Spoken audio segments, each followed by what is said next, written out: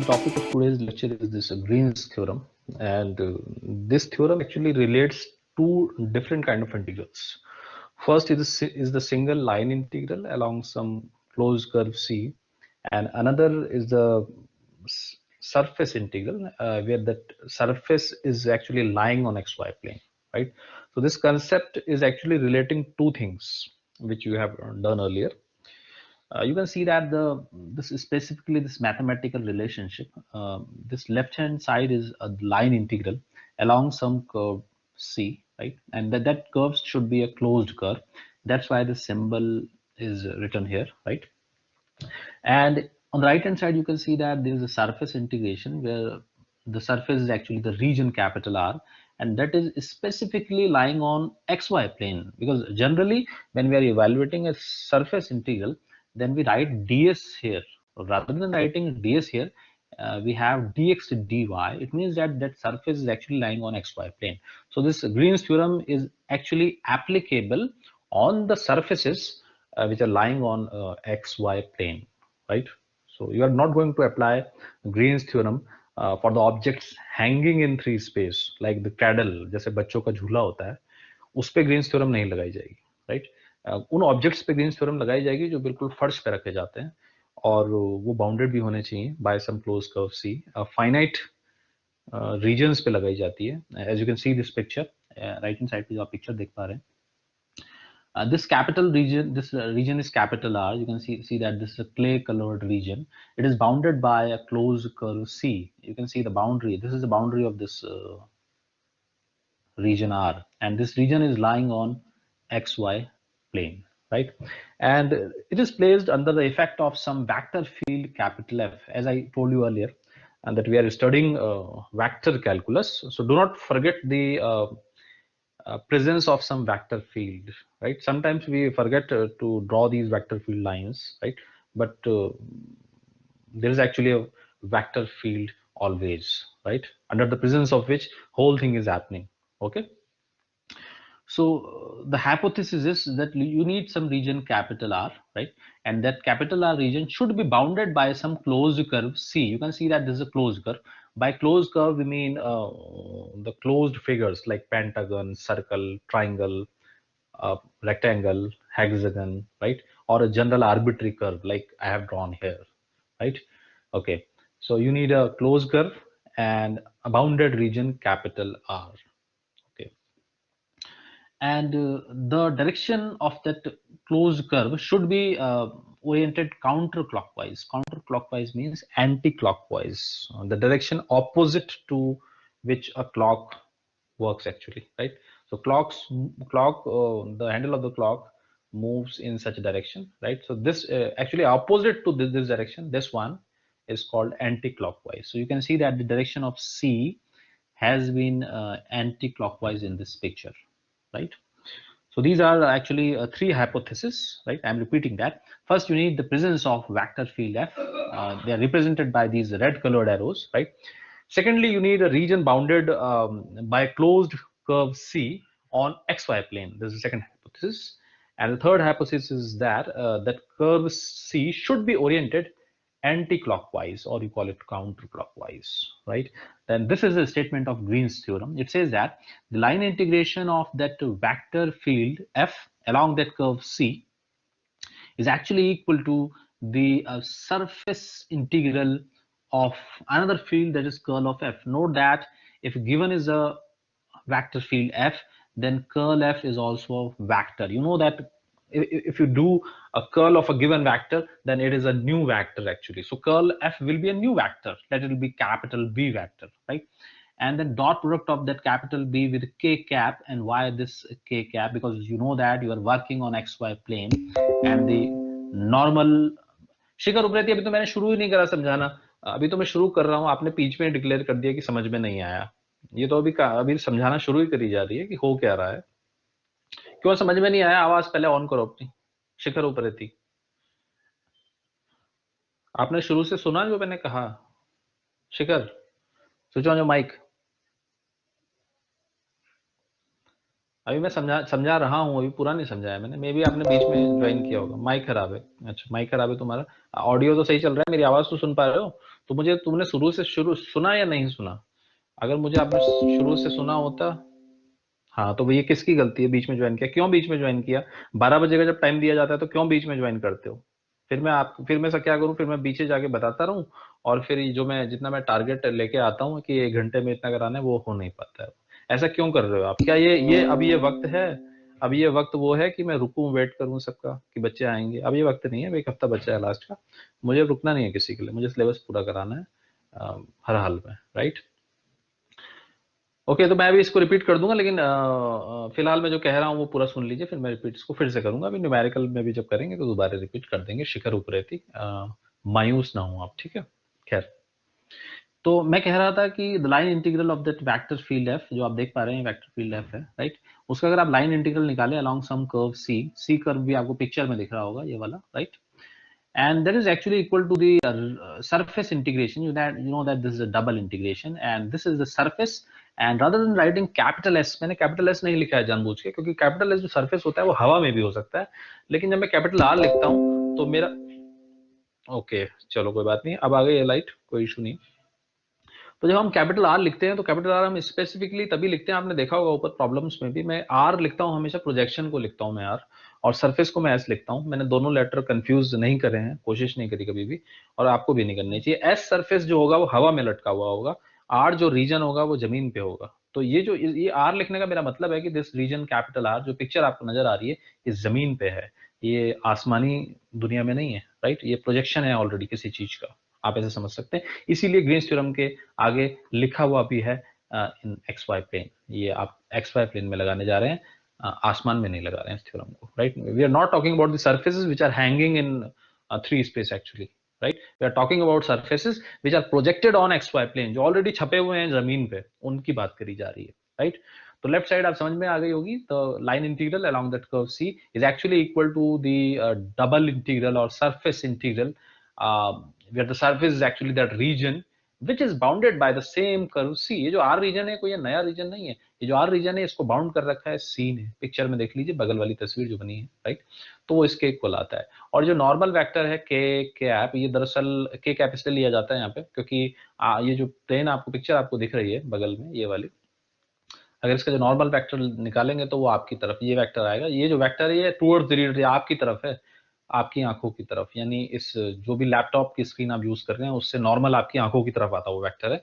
यहाँ मैंने वो बनाया नहीं है के कैप, क्योंकि मैं बना भी नहीं सकता, ऐसी लाइन में नहीं बना सकता जो आपकी कंप्यूटर स्क्रीन को चीरती हुई आपकी आंखों की तरफ आ जाए, राइट? तो पॉसिबल नहीं है।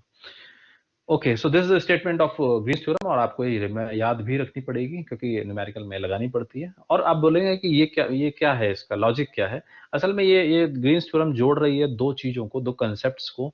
लेफ्ट हैंड साइड में जो कंसेप्ट है वो है लाइन इंटीग्रेशन का, सिंगल इंटीग्रेशन का, या काउंटर क्लॉकवाइज ऐसा होता है जैसे घड़ी नहीं चलती है। घड़ी कैसे चलती है? क्लॉकवाइज, उसका उल्टा डायरेक्शन। सी का डायरेक्शन देखिए, ऐसे करके है इसका डायरेक्शन, इसे कहते हैं काउंटर क्लॉकवाइज, राइट?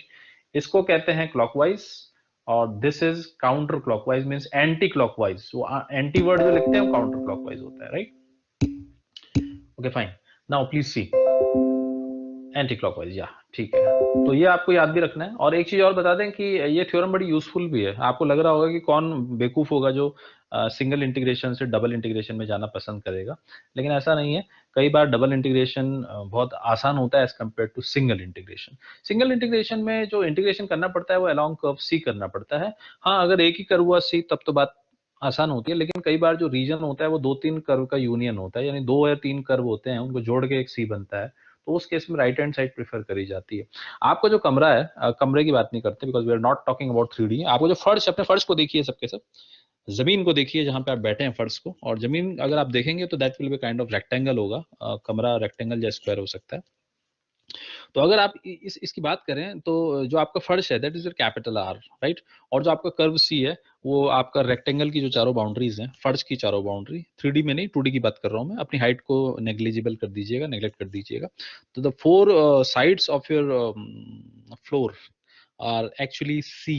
तो कितने कर्व्स हैं आपके पास? जो सी जो आपका कैपिटल सी कर्व है वो एक्चुअली एक कर्व नहीं है, वो 4-4 लाइन्स हैं, 4-4 एजेस हैं। तो लाइन इंटीग्रेशन करना मुश्किल है, सरफेस इंटीग्रेशन करना आसान है, क्योंकि सरफेस तो एक ही है आपका फर्श, लेकिन कर्व्स हैं 4, तो ज्यादा वक्त बर्बाद होगा कर्व्स के अलॉन्ग इंटीग्रेशन करने में, ज्यादा आसान होगा रीजन के ऊपर इंटीग्रेशन करना, क्योंकि रीजन एक है जबकि कर्व 4 हैं। उम्मीद है कि आपको मेरा एग्जाम्पल समझ में आया होगा। गौरव कुमार।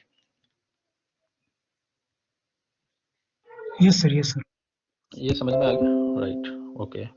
तो ये थ्योरम बड़ी यूजफुल भी होती है, और कभी कभी किस्मत इतनी अच्छी होती है, किस्मत इतनी बुलंद होती है कि कभी कभी क्या होता है कि ये जो नंबर होता है ये वाला कर्ल एफ डॉट के कैप, ये एक नंबर कांस्टेंट आ जाता है, और जब ये कांस्टेंट आ जाता है तो सी सरकमफ्रेंस, सरकमफ्रेंस तो सर्कल की होती है शिखर उपरिति, सरकमफ्रेंस वर्ड हमेशा यूज नहीं करते, सरकमफ्रेंस तो तभी बोलेंगे जब सर्कल होगा, पेरीमीटर कह सकते हैं, बाउंड्री कह सकते हैं उसको, चारों तरफ की बाउंड्री, पेरीफेरी भी कहते हैं उसको, राइट।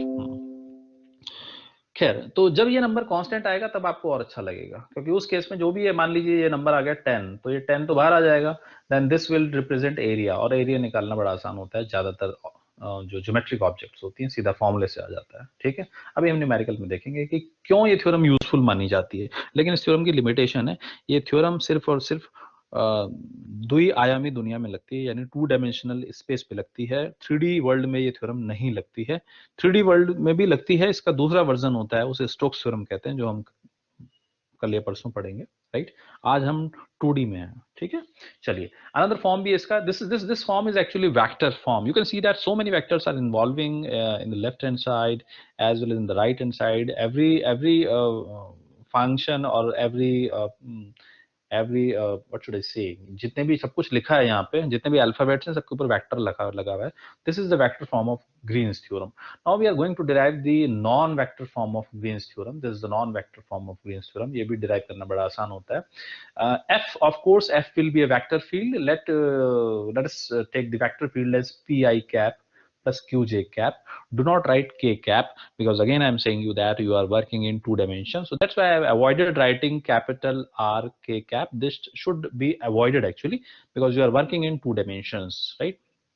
क्योंकि तस्वीर में भी आपको दिख रहा होगा कि जो फील्ड जो आपको दिख रही है वो एक 2D फील्ड है, राइट। और उसके बाद आप निकाल लेंगे उसका कर्ल, कर्ल इसलिए निकालेंगे क्योंकि राइट हैंड साइड में कर्ल रिक्वायर्ड है, अगर आप राइट हैंड साइड में देखें ये वाला, you need that curl of that vector. How to find a curl of some vector, you make a 3x3 determinant I, J, K, and then components of this del are del by del x, del by del y, del by del z, and components of f are p, q, and 0. Of course, this k cap is absent here, and then you compute this 3x3 determinant, right? And please note that, do you know how to write this? ये तो आपने कई बार पहले भी कर चुका है, right? Important point ये है कि मैं गौरव कुमार से पूछूंगा कि what will the value of del q by del z? Gaurav Kumar please appear and help others by answering this. Del q by del z, q का differential, where is that q? Q किसका function है sir Q sir F में आता है sir, F के अंदर आता है, लेकिन क्यू किस किस का एक्स किस सर किस का एफ कॉमा फंक्शन वाई है sir, q? X comma y, x तो कॉमा वाई। जेड जेड की रिस्पेक्ट में डिफरेंशिएशन कितना सर होगा जीरो, उसका फिर? Zero sir. जीरो होगा, तो इसीलिए ये जीरो होगी, ये वाला जीरो, सॉरी ये वाला जीरो आया पहला वाला, ठीक है। ऐसे ही del P by del Z, ये भी कितना हो जाएगा? Sir zero, zero. क्योंकि पी और क्यू जेड के फंक्शन है ही नहीं, क्यों नहीं है भी जेड के फंक्शन, क्यों नहीं हो सकते जेड के फंक्शन पी और q? Sir x y plane में है सर। एक्स वाई प्लेन में, जेड तो होगा ही नहीं यहाँ पे, राइट। लेकिन लास्ट वाला जीरो नहीं होगा, ये मत कर देना जीरो, ये तो अच्छे खासे हैं, राइट। तो आपके पास बचेगा कुल मिला के इतना सा, यानी कर्ल एफ की वैल्यू ये बचेगी, तो चुपचाप से आप ये वाली वैल्यू और ये वाली वैल्यू इसमें डाल देंगे, क्योंकि आपको वेक्टर फॉर्म से कन्वर्ट करना है कार्टेशियन फॉर्म में, थ्योरम क्या होती है, तो आपने फिर से लिखा हुआ स्टेटमेंट वेक्टर फॉर्म वाला, ये वाला, राइट। और फिर आपने इसके बाद वैल्यू डाल दी, एफ की वैल्यू आपने डाली ये वाली, डी आर की वैल्यू डाली ये वाली, ये सबको पता है डी आर वेक्टर ये होता है डी एक्स आई कैप प्लस डी वाई जे कैप, और राइट साइड में भी आपने वैल्यूज डाली जो आपने निकाली थी, और आई का आई के साथ डॉट किया आपने, क्यू और जे का जे के साथ, ऐसा ही होता है, राइट। तो फाइनली लेफ्ट साइड तो आ गई ये, जिसमें कि वेक्टर फ्री है, this is vector free, right. And right hand side में k cap dot k cap is always 1, so you are left with this thing only. So this is the non-vector form of Green's theorem, and this should be remembered too. इसे भी याद रखना पड़ेगा आपको, ठीक है। हाँ, एक बात जो गौर करने लायक थी वो ये थी कि आज हम ये सिंबल यूज कर रहे हैं, आप फैमिलियर हैं वैसे सिंबल्स, हमने शायद पहले भी यूज किया है नहीं किया है। सी तो समझ में आ गया होगा, सी तो उस कर्व का नाम होता है जिसके ऊपर आपको चलने को मजबूर किया जाता है, और दिस सर्कल क्या आप देख पा रहे हैं सर्कल बना है इंटीग्रेशन के ऊपर? The circle is made when the curve is close, या close loop, close curve, close होना चाहिए, क्लोज का मतलब बंद होना चाहिए, सर्कल होता है जैसे बंद, खुला हुआ। Parabola is not allowed, note that you can not apply Green's theorem on some parabola. अगर कोई ऐसा पिक्चर है, भले ही वो एक्स वाई प्लेन में हो, मान लीजिए ये एक्स वाई प्लेन है और ये पैराबोला है, दिस इज पैराबोला, और suppose this direction C, and this is the region, but this is infinite region, and this parabola is unbounded actually. ये पूरा का पूरा ये तो unbounded है, कभी मिलते, अगर ये मिल जाए कभी आपस में तो तब तो लगा सकते हैं, लेकिन अदरवाइज नहीं लगा सकते। इस पिक्चर में ग्रीन्स थ्योरम नहीं लगा सकती, या unbounded. But if I join a line like this, suppose यहाँ से एक लाइन ज्वाइन कर दी ऐसे करके, now Green's theorem can be applied because now it becomes closed, right? So you need closed curves actually in order to apply this Green's theorem. Is it clear to all of you? Now we will move to problems. So first we'll make the picture, and यहाँ पे शायद C लिखना मैं भूल गया हूँ, इधर C भी लिखना पड़ेगा. Integration closed curve, and here you should write C. Okay, fine. Now we'll draw the picture. Okay. So this is x-axis, y-axis, right? And the picture is bounded by two parabolas. First is this y square equal to 4ax, right? So ये तो कुछ इस अंदाज का होता है, कुछ ऐसा, right? Y square equal to 4x and x square equal to 4y. तो ये कुछ इस अंदाज का होता है, कुछ ऐसा, right? तो हम इनके नाम भी लिख देंगे अभी. This is your actually C1, और ये है आपका x square equal to 4y, और वापसी में जब आप यहाँ से लौट के आए हैं तो that is your C2, right? C2, this is y square equal to 4x, right? So you have two parabolas actually and they are meeting at this point. वैसे इस पॉइंट का जहाँ पे मिल रहे हैं वो आप निकाल भी सकते हैं, वो पॉइंट, ये वाला पॉइंट जहाँ पे 4,2, because that will be 16, no again no, ये भी नहीं आएगा, 4,4 या 4,4 आ जाएगा शायद,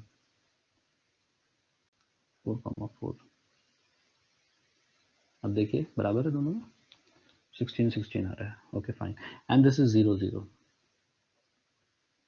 okay, right? So this is the this is a whole curve which is actually bounded by which is bounding this clay colored region capital R. So इसमें लगानी है ग्रीन्स थ्योरम आपको. आप देख रहे हैं कि एक बाउंडेड रीजन बन रहा है दो पैराबोला के बिल्कुल बीच में. तो हमको वेरीफाई करनी है थ्योरम. वेरीफाई करने का मतलब है कि लेफ्ट साइड हमें अलग से निकालनी है और राइट साइड अलग से निकालनी है, और फिर साबित भी करना है कि दोनों साइड्स बिल्कुल बराबर हैं, राइट? तो ये आपकी एक्स एक्सिस हो गई, ये आपकी वाई एक्सिस हो गई, और ये ओरिजिन हो गया हमेशा की तरह, राइट? तो चलिए, तो पहले तो मैं थ्योरम लिख देता हूँ. बाय ग्रीन्स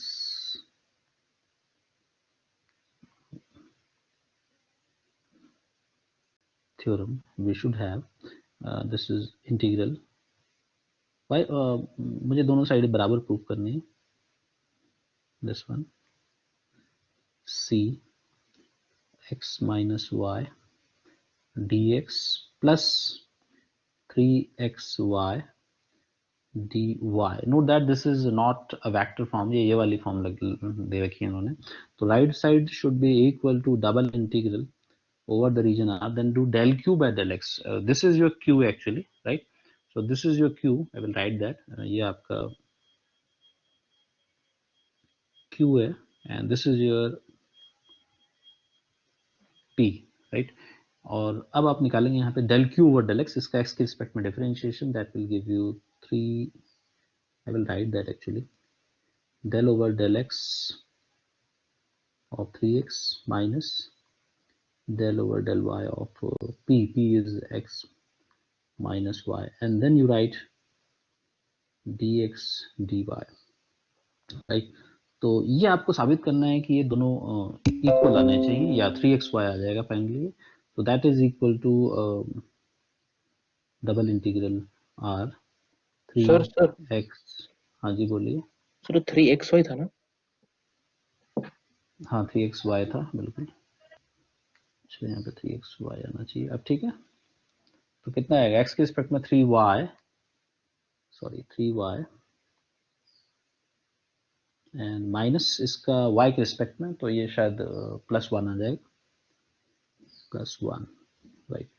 तो ये आपको प्रूफ करना है, लेफ्ट साइड और राइट साइड दोनों बराबर प्रूफ करनी है। Now now will pick the left hand side, LHS।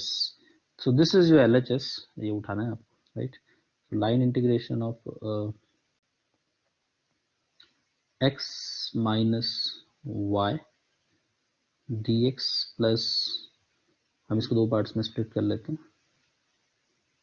3xy dy। Okay fine. Now what I will do, actually c जो है आपका, c दो कर्व्स का कॉम्बिनेशन है, एक है c1 और एक है c2, तो मुझे दो टुकड़ों में उसको तोड़ना पड़ेगा ऐसे करके कुछ। लेकिन अब आप क्लोज नहीं लगाएंगे, जब आप सिर्फ c1 लिखेंगे तो c1 अपने आप में तो क्लोज नहीं है ना, अब आप यहाँ पे o का लेटर ना बनाएं, राइट। तो ये बन जाएगा x minus y dx plus the same integrand along c2, x minus y dx, और फिर ये c2 के लिए, बल्कि इनफैक्ट इसको एक साथ भी किया जा सकता था, इसको एक साथ ही कर देना चाहिए, c1 के लिए पूरा कर देना चाहिए मुझे एक साथ, और c2 के लिए कुछ ऐसा, c1 के लिए पूरा के पूरे 3xy dy plus c2 x minus y dx plus 3xy dy, right. अब आप क्या करिए कि C1 के अंदर जितनी भी इंफॉर्मेशन आप यूज कर सकते हैं वो कर लीजिए। दिस इज C1, और यहीं पे मैं कुछ कर रहा हूँ, मैं क्या करने जा रहा हूँ, इसका यहीं पे डिफरेंशिएशन अगर मैं करूँ दोनों sides, 2x dx that will be x dx plus 4y dy that will be equal to 2y dy equal to 2y dy, right. So ये जो इंफॉर्मेशन है ये यूज हो सकती है, ये वाली, जब आप C1 के ऊपर इंटीग्रेशन करें, राइट। और इसी तरीके से इस वाली इंफॉर्मेशन को भी आपने यूज करना होगा, इसका डिफरेंशिएशन कर लीजिए, that gives you 2y dy y dy equal to 2x dx। तो ये इंफॉर्मेशन भी आप यूज करेंगे जब आप C2 के ऊपर काम करेंगे। सॉरी, ये कुछ ओह, ऐसा ये रेक्टेंगल बन नहीं पाएगा, नो प्रॉब्लम, फाइन। देखिए, now use the information from C1 and change this integrand either in x or in y completely, या तो x में चेंज करिए या y में चेंज करिए। तो मैं क्या करने वाला हूँ, मैं सबको x में चेंज कर देता हूँ, that gives you x minus the value of y is y का वैल्यू यहाँ से निकाल लीजिए, कितना आएगा, that will be x square upon 4, I think x square upon 4 and dx तो है ही यहाँ पे 3 x into x square upon 4, तो that will be x cube upon 4, and in place of dy की जगह कितना आ जाएगा, x dx upon 2y। I think मुझे ये नहीं करना चाहिए था, मुझे सिर्फ इतना करना काफी था, 3x y dy की जगह मुझे रख देना चाहिए था x dx upon 2, so x dx upon 2. Now you can see that everything is converted in x. This is your target. When you are evaluating a line integral, then you have to convert the whole integrand either in x or in y. So I have converted everything in x, and I will write the limits of x. Please tell me the limits of x when you move along this C1. कौन बताएगा x कहाँ से कहाँ तक change हो रहा है? 0 to 4, yes, 0 to 4, good. Now लेकिन अभी तो वापसी भी आ रहा है, वापस अब ये C2 के अलॉन्ग भी यही काम करना है।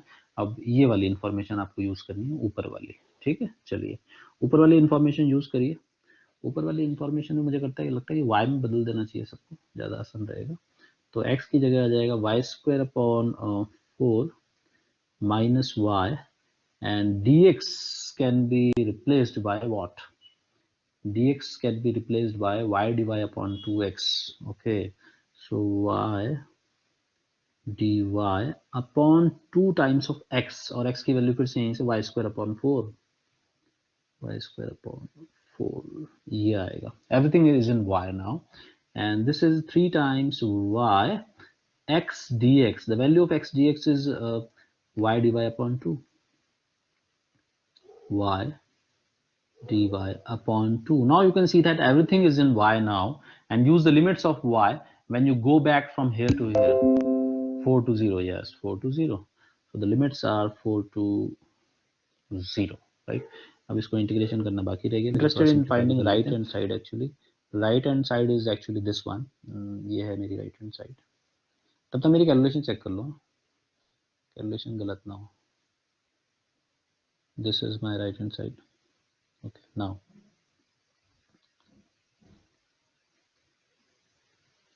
fine. Now this right hand side is asking you to evaluate this double integral over the region capital R, and this is your region capital R. In order to evaluate this double integral over the region R, you have to draw a strip, right? एक strip बनानी पड़ेगी आपको, क्योंकि double integration एक strip बना के होता है. तो strip या तो vertical बनाइए या horizontal बनाइए, दोनों ही आपके ऊपर है, right? तो चलिए मैं vertical strip ही बना देता हूँ. This is my vertical strip. Can you tell me on which curve the base of the strip is lying? The base of the strip is lying y is equal to x square upon 4. Yes or no? Right. And tell me the curve below which the head of the strip is lying. The head of the strip is lying on y equal to 2 square root of x.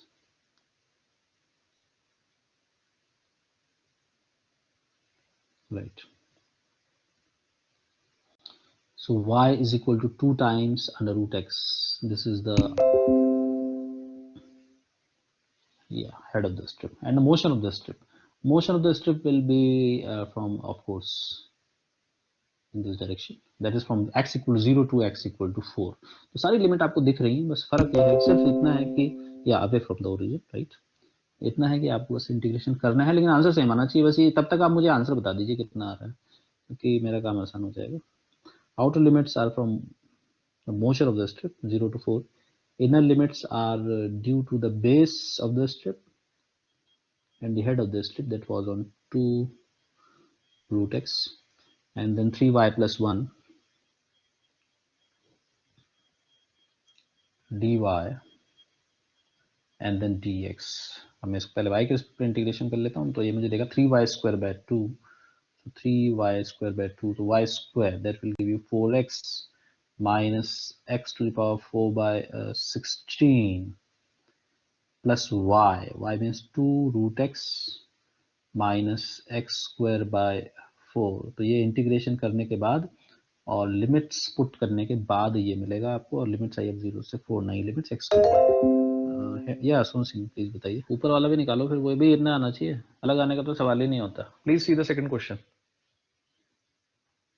इसमें मांगा जा रहा है कि work निकालना है आपको, और वर्क आप जानते हैं कि कितना होता है. Work done is equal to integration c close curve f dot dr. ये होता है आपका वर्क डन. ठीक है, तो f डॉट dr की वैल्यू कर लेते हैं. ये हो जाएगा c f sine y dx plus 1 plus cos y x dy, right. तो ये तो आपका p हो गया. This is a p and this is your q. मैं लगाने जा रहा हूँ इसमें ग्रीन्स थ्योरम, लेकिन हालांकि बोला नहीं है क्वेश्चन में कि ग्रीन्स थ्योरम लगाइएगा, लेकिन मैं लगा रहा हूँ ग्रीन्स थ्योरम. और मुझे लगता है कि ग्रीन्स थ्योरम लगाने से मेरा फायदा होने वाला है, क्योंकि अगर मैं इसका लाइन इंटीग्रेशन, हालांकि मैं लाइन इंटीग्रेशन कर सकता हूँ, आप देख पा रहे होंगे कि ये आपकी वाई एक्सिस, राइट, और ये आपकी एक्स एक्सिस. और अगर सर्कल हम बनाना चाहें तो ये आपका सर्कल होता है. ठीक है, सर्कल, पूरा सर्कल चाहिए आप. ये पूरा सर्कल है, सेंटर इसका इधर. ठीक है, इस सर्कल की बात हो रही है. इसकी रेडियस भी आर गिवन है आपको. ठीक है, ये आपको करना है. तो देखने में तो आपको लग रहा है कि ये बाउंडेड, एक तरीके से बाउंड कर्व भी जो है बाउंड कर रहा है एरिया को. फाइनाइट एरिया इसके अंदर आ रहा है, ये वाला, राइट. तो ग्रीन्स थ्योरम इसमें लगाई जा सकती है या नहीं लगाई जा सकती, पहला तो क्वेश्चन ये है. हर पिक्चर में ग्रीन्स थ्योरम लगाना समझदारी नहीं है, प्रोवाइडेड कि उसकी हाइपोथेसिस भी फिट हो रही हो. तो पहली बात तो ये है कि एक्स वाई प्लेन में चलिए ये भी अच्छी बात है। दूसरी बात ये है कि बाउंडेड रीजन है, अनबाउंडेड नहीं है, ठीक है। और तीसरी शर्त ये होती है कि काउंटर क्लॉकवाइज होना चाहिए, हालांकि दिया नहीं क्वेश्चन में, लेकिन आप खुद ही काउंटर क्लॉकवाइज ले लीजिए। वर्क डन किसी भी डायरेक्शन में तो होगा ही होगा, या तो ऐसे ही निकालेंगे घुमाएंगे, या फिर क्लॉकवाइज घुमाएंगे, वो आपके ऊपर है कि वर्क कैसे करवाते हो। तो मैंने एंटी क्लॉकवाइज ले लिया, राइट। नाउ सी, अगर आप इसमें ग्रीन्स थ्योरम लगाएंगे तो that gives you double integral over the region capital R, capital R is this region actually, जो पिक्चर बनी है, that gives you del q upon del x minus del p upon del y d x d y. और ये जो आपने लगाया है, ये आपने लगाया है अपने मर्जी से लगा दिया आपने ग्रीन्स थ्योरम, क्योंकि आपको उम्मीद लग रही है कि शायद डबल इंटीग्रेशन इसका आसान हो, राइट। देखते हैं अभी। Double integration R del Q by del x will be, इसका क्यू का डिफरेंशिएशन करना है अपने एक्स के रिस्पेक्ट में, that gives you 1 plus cos y and minus del p by del y, इसका y के रिस्पेक्ट में, that gives you again cos y and then dx dy, right।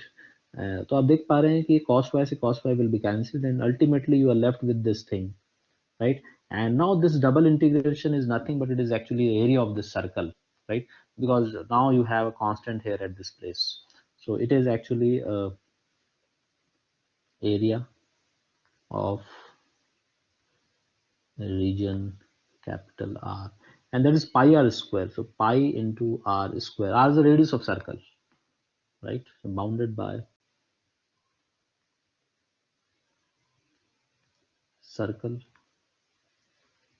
x square plus y square equal to r square। क्या है question, आपको समझ में आया? Half plane, तो ये है आपका क्वेश्चन। तो पहले पिक्चर ही ड्रॉ कर लेते हैं, ठीक है। तो ये है आपकी y एक्सिस और this is your x axis, right.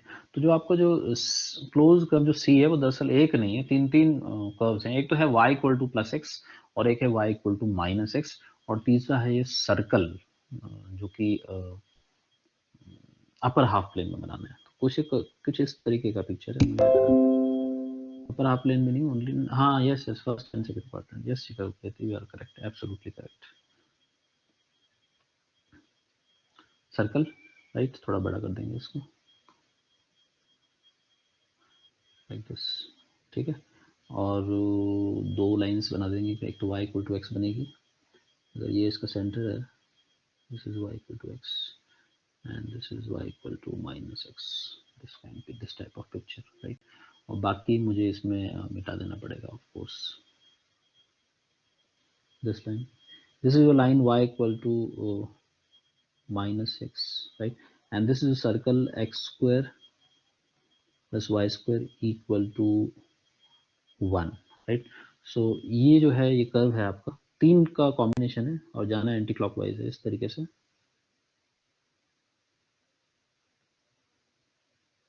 ऐसे कुछ ये आपका टोटल कर्व सी है, राइट। मैं इसको पे सी लिख देता हूँ कहीं पे भी, तीनों का यूनियन है एक्चुअली, C1 C2 C3 तीन कर्व्स हैं, एक नहीं है, ठीक है। और आपको इवेल्युएट कर वर्क निकालना है, तो वर्क निकालने का मतलब है कि आपको एफ डॉट डी आर करना है, ठीक है। देखते हैं कि डबल इंटीग्रेशन में कन्वर्ट करके फायदा होता है नहीं होता है, ग्रीन्स थ्योरम हम लगाना चाहते हैं, ठीक है। देखिए, तो work done is equal to c f dot d r, right. वैसे तो आप इसकी वेक्टर फॉर्म भी यूज कर सकते हैं, अगर आप वेक्टर फॉर्म यूज करेंगे तो फिर आप ये वाला यूज करेंगे, you will find curl f and then dot और के कैप, और you can directly proceed as follows, जैसे हमने ऊपर वाले पार्ट में किया था, सीधा वैल्यू पुट कर दीजिए एफ की और डी आर की, राइट। तो ये मुझे लगता है कि बंद ना हो जाए। The value of f is this one, so doing dot with the dr, so it gives you minus 16y plus sine x square dx plus 4e to the power y plus 3x square dy, right? And then using Green's theorem, to use Green's theorem, this should be taken as p, and this should be taken as q, right? And then this gives you double integration over region R, del q by del x minus del p by del dx dy. And at this step, you used actually Green's theorem.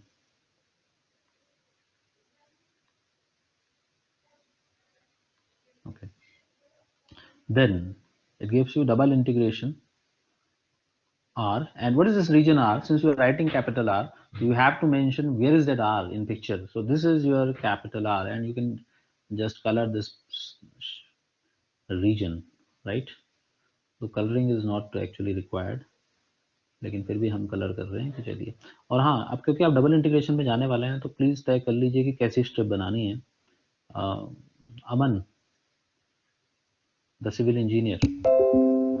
Yes sir. Aman, तो मैं कैसी strip बनाऊं मैं इसके अंदर, vertical, horizontal या radial strip? R theta वाली ज़्यादा अच्छी क्या रहेगी?